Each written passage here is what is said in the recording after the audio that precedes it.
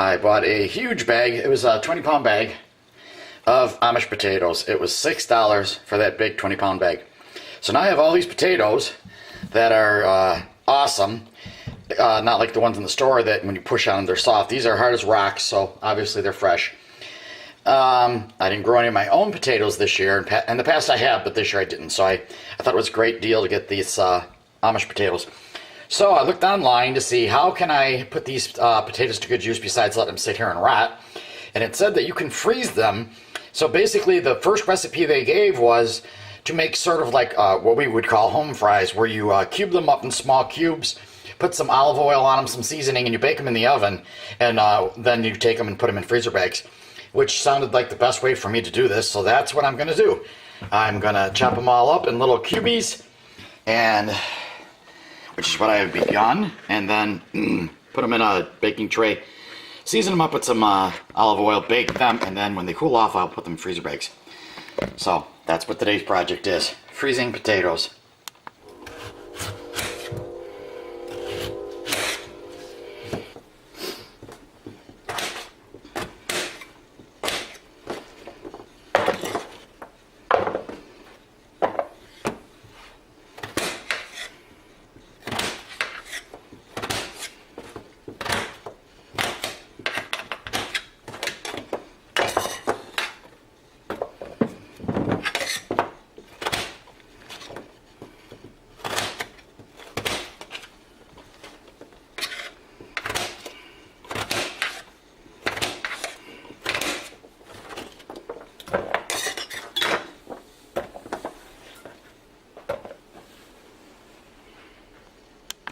A couple of these potatoes, they're quite large, and I realized I might as well go ahead and put the first batch in because this bowl is full. Alright, so I have some olive oil here, some extra virgin olive oil. Now what I'm going to do is put that on and a little bit of canola oil. Okay.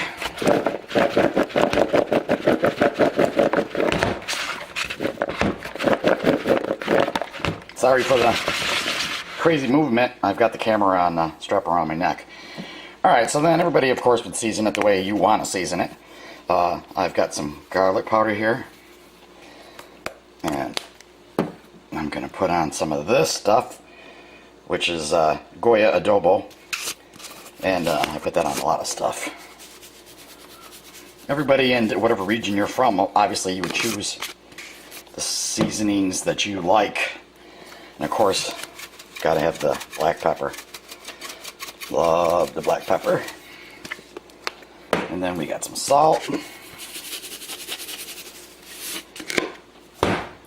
And I'm gonna mix this all up.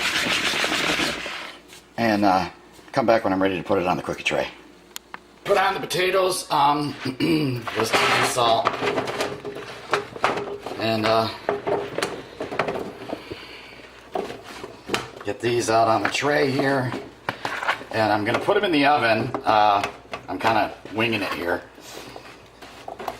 Again, temperatures, things cook at different temperatures at different rates, depending upon where people live and the weather and all that kind of jazz. So anyway, I have this tray.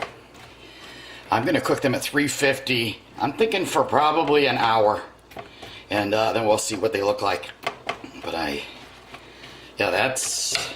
I'm going to be here all day because I've got, oh my goodness, probably 3 or 4 times this many more yet to go.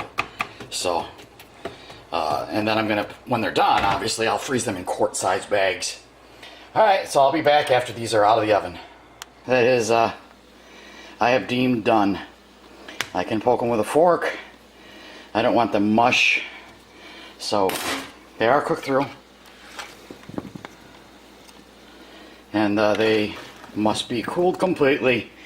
And then according to the directions, they should be put on a tray, spread out thinly on a tray, frozen in the freezer on a shelf first, and then put them into a freezer bag and into the freezer.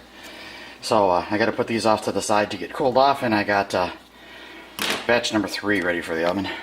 Completely before you put them in the freezer, because if they have any heat left in them, then of course it'll turn into crystals on the potatoes, and that'll be nasty. So these have to cool, and I'm sure it's going to take several hours for these to cool to that degree.